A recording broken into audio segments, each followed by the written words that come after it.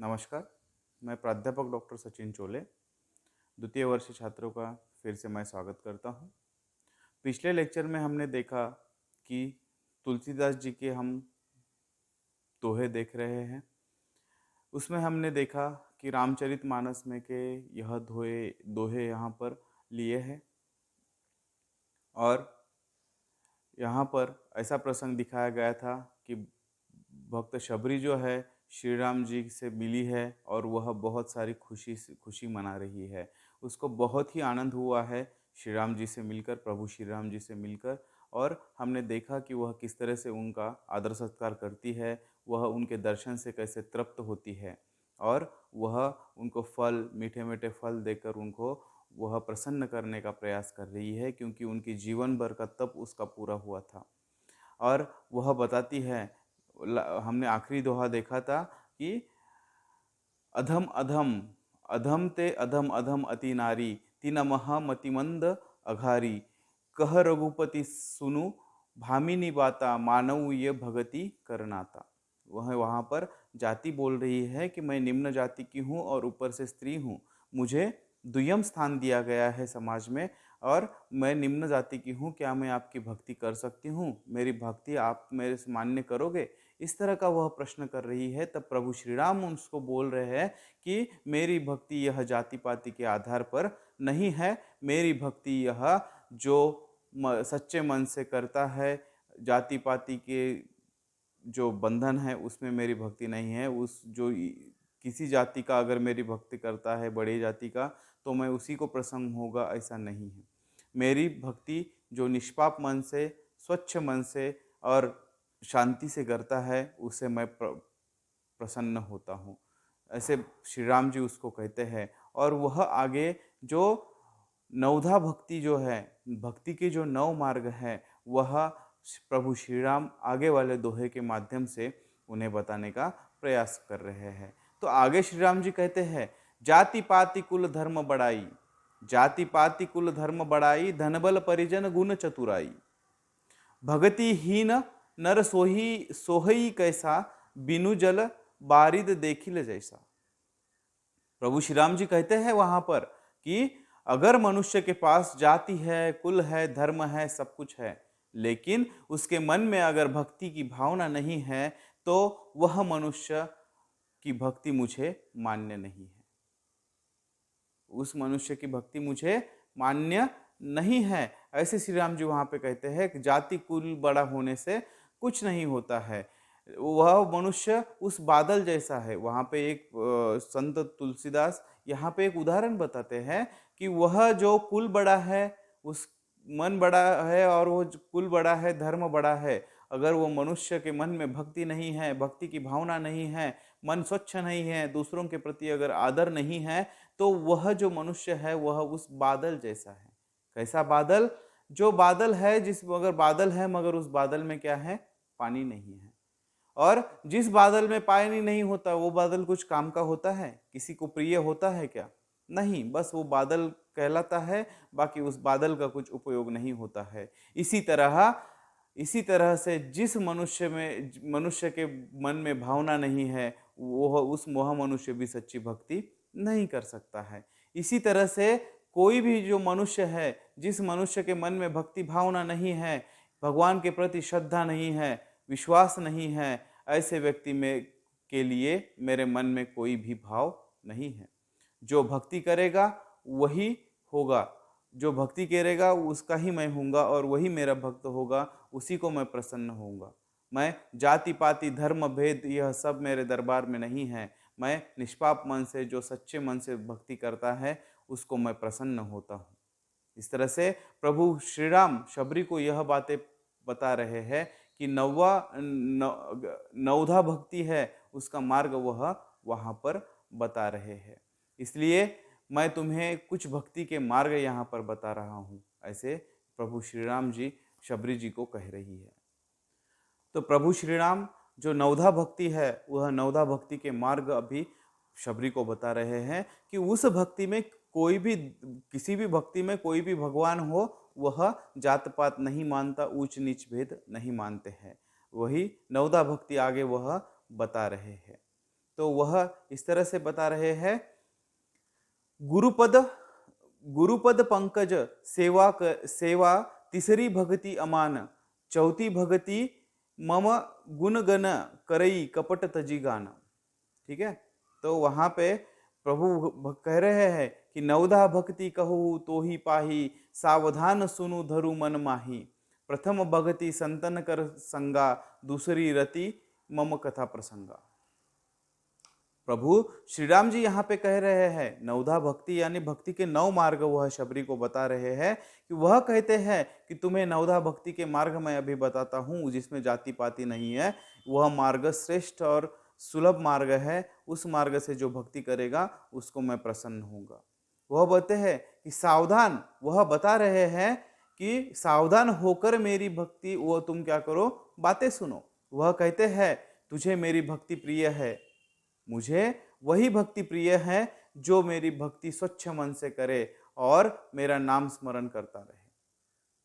जो मेरी भक्ति स्वच्छ मन से करे और संगति अच्छे लोगों से करे, मेरा नाम स्मरण करता रहे और वो जो संतों के साथ रहता है, जो अच्छे लोगों के साथ रहता है, वही मुझे प्रिय है। और जो मेरा नाम स्मरण करता है और जो कोई भी भक्ति भाव से मेरी इस कथा का पठन करेगा वही मेरा भक्त होगा। जो भी सुनता है, पढ़ता है मेरी कथा, उसको मैं प्रसन्न होगा, वह मेरा दूसरा प्रिय भक्त होगा।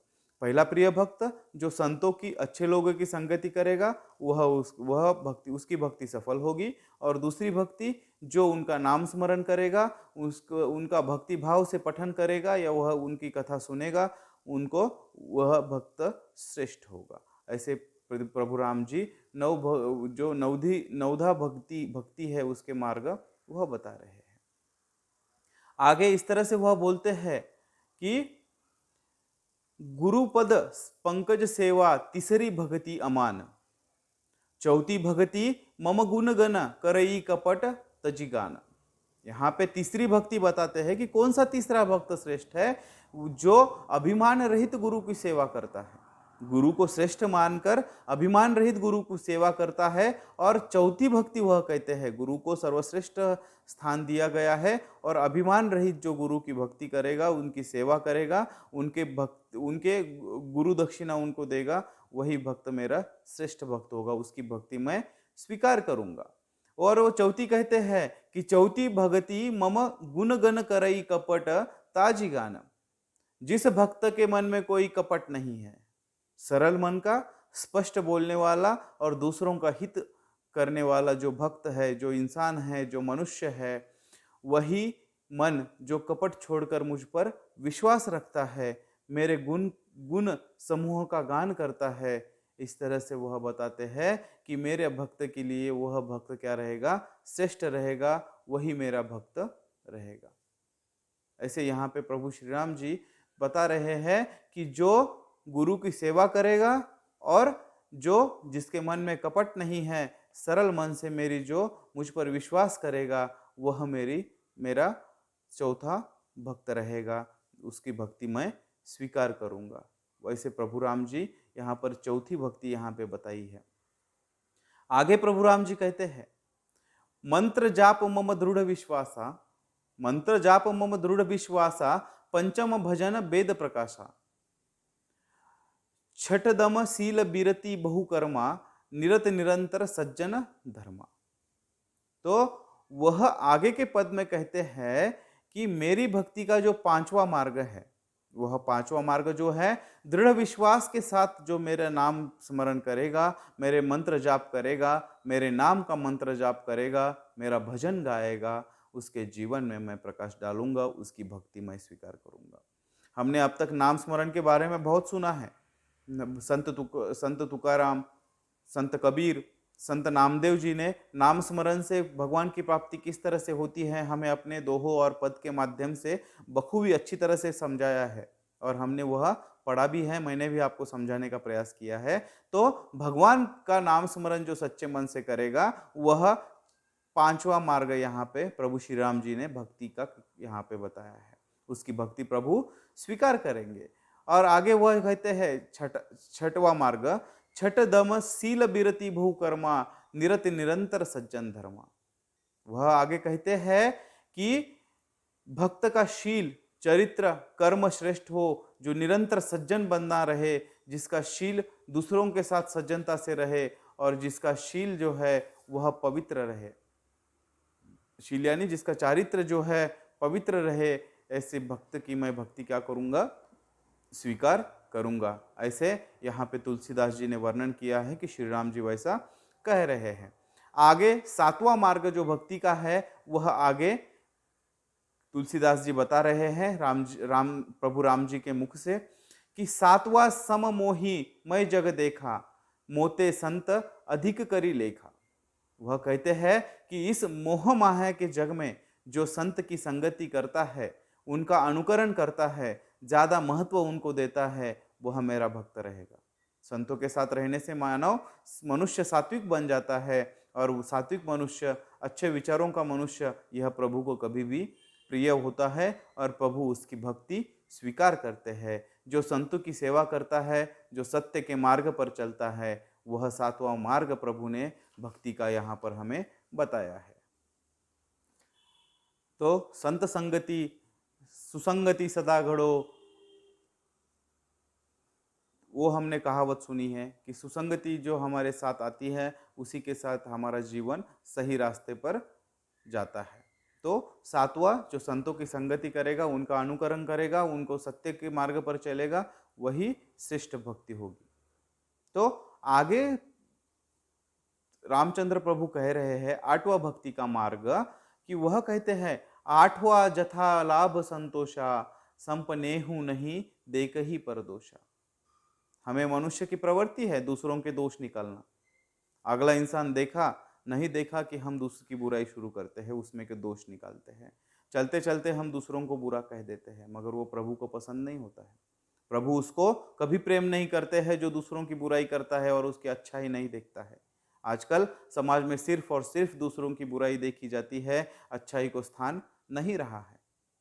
हर इंसान के दो पहलू है, कोई भी यहाँ पे भगवान नहीं बना है। हर इंसान में अच्छे पहलू है और बुरे पहलू है, ठीक है। जो सिर्फ हम अगर बुरे पहलू देखेंगे तो हमारी प्रगति नहीं होगी, और हम अगर हर किसी में अगर बुरा ही देखने लगे, दूसरों में अगर दोष देने लगे, तो उसको वह भक्ति भगवान को, वह इंसान भगवान को प्रिय नहीं रहता है। वही आठवां मार्ग यहाँ पर प्रभु रामचंद्र बोलते हैं कि जो भक्त स्वयं पर विश्वास करता है। आठवां जल लाभा संतोषा, सपनेहू नहीं देख ही परदोषा। परदोष दूसरों का दोष। भक्त स्वयं पर विश्वास करता है, रखता है, दूसरों को दोष वह नहीं देखता है, दूसरों पर का वह कपट नहीं करता है, दूसरों के लिए दूसरों के दोष कमियां वह नहीं निकालता है। ऐसे सरलता के साथ जीने वाला, दूसरों को साथ देने वाला भक्त हमेशा प्रभु को क्या होता है, प्रिय होता है, और वही भक्ति मुझे मंजूर है, ऐसे प्रभु श्री राम कहते हैं। यहाँ पर आठवां मार्ग हमें प्रभु ने बताया है। आगे श्री प्रभु राम जी शबरी को कह रहे हैं, शबरी को यह सब मार्ग वह क्यों बता रहे हैं, क्योंकि शबरी ने उनकी जीवन भर भक्ति की है। तो उसके पहले हम क्या करते हैं, वह नौवां मार्ग देखते हैं। नवम सरल सब छल हीना, मम भरोसा ही हर्ष न दीना, नव महु एकऊ जिन्हा के होई, नारी पुरुष सराचर कोई। यहाँ पे प्रभु रामचंद्र कह रहे हैं वही भक्त मुझे प्रिय है जो सरल मन का हो, निष्पाप मन का हो, सरल मन का हो, सरल स्वभाव का हो, जिसके मन में कोई भी छल नहीं है, मेरे प्रति जो जिसका अटूट भरोसा हो, और ऐसे भक्त ही मुझे प्रिय है। जो मार्ग सिर्फ और सिर्फ सच्ची भक्ति के स्वभाव पर आधारित है, जाति पाति के आधार पर नहीं है, ऐसी ही भक्ति मुझे क्या है, मंजूर है। यहाँ पे शबरी जी को यह प्रभु राम जी भक्ति के मार्ग क्यों बता रहे हैं, क्योंकि निष्पाप मन से पूरी जो आयु है, ये पूरी आयु तक प्रभु श्री राम की भक्ति शबरी जी ने की है।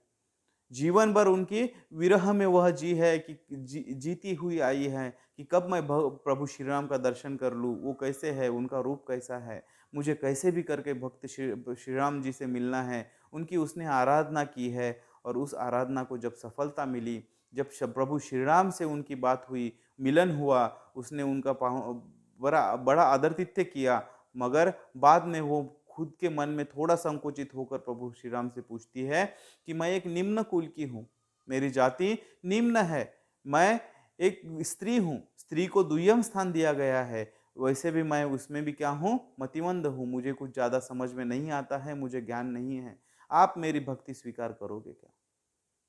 तब प्रभु श्री राम ने उस शबरी को उत्तर देते हुए कहा है कि किसी भी भगवान को जाति पाति के आधार पर, मनुष्य की जाति पाति मान्य नहीं है। जाति पाति के आधार पर भगवान कभी भी किसी की भक्ति को प्रसन्न नहीं होते हैं। भगवान को सिर्फ जो सच्चे भक्ति वाला, सही संगति वाला, सदाचार वाला, संतों के साथ संगति करने वाला, दूसरों में दोष नहीं देखने वाला, स्त्रियों को मान देने वाला, ठीक है, भगवान को ये सही सच्चे जो गुरु की सेवा करने वाला, गुरु को मान देने वाला, ऐसे अनेक मार्ग है जो व्यक्ति के मन में हो, व्यक्ति में अगर ये सब गुण हो तो प्रभु उसको प्रसन्न होते हैं, उनकी भक्ति यहाँ पे प्रभु स्वीकार करते हैं। ऐसे 9 मार्ग यहाँ पर प्रभु ने शबरी जी को बताए हैं। इस मार्ग का जो अनुकरण करेगा उसकी भक्ति हमेशा सफल होगी, ऐसा प्रभु श्री राम शबरी को कहते हैं। और कहते हैं कि हे माते, तुम्हारी, हे भगिनी, तुम्हारी भक्ति सफल हो चुकी है। तुम्हारी जाति पाति को देखकर मैं भक्ति को नहीं नकारूंगा। तुम्हारी जो सरल मन है, जो पवित्र भावना है, जो सात्विक भाव है, उस सात्विक भाव को मैं यहाँ पे स्वीकार करता हूँ। उसमें जाति पाति का, स्त्री पुरुष या ऊंच नीच का कोई भी भेदभाव यहाँ पर नहीं है, ऐसे प्रभु श्री राम कहते हैं। और भगवान के दरबार में सभी मनुष्य समान हैं। इस बाह्याडंबरों ने, इस मूर्ख लोगों ने इसको स्थान देकर रखा है, इस बाह्याडंबरों को, जाति पाति को। भगवान के दरबार में मनुष्य ही श्रेष्ठ है। जो सच्चा मनुष्य है, बुरे मनुष्य के वहाँ पे स्थान नहीं है। जिसका स्वभाव सात्विक है, मन प्रसन्न है, भक्ति भाव, वह मन अंतर भाव, मन से वह भक्ति भाव करता है, ऐसा मनुष्य कभी भी भगवान को प्रिय होता है। जो अपने लोगों को मान देता है, अपने लोगों के लिए परोपकार करता है, जो गुरु की सेवा करता है, जो दूसरों के लिए पवित्र भाव रखता है, वह मनुष्य कभी भी भगवान को प्रिय है, उसके ऊपर भगवान की कृपा रहती है। ऐसा प्रभु रामचंद्र जी यहाँ पे बोलते हैं। भगवान कभी भी जाति पाति नहीं देखते हैं, उच्च कुल धर्म नहीं देखते हैं। आगे वह कहते हैं कि सो ही अतिशय प्रिय भगिनी मोरे, सकल प्रकार भगति दृढ़ तोरे, जोगी ब्रंद दुर्लभ गति जोई, तो कहू आजू सुलभ भई सोई।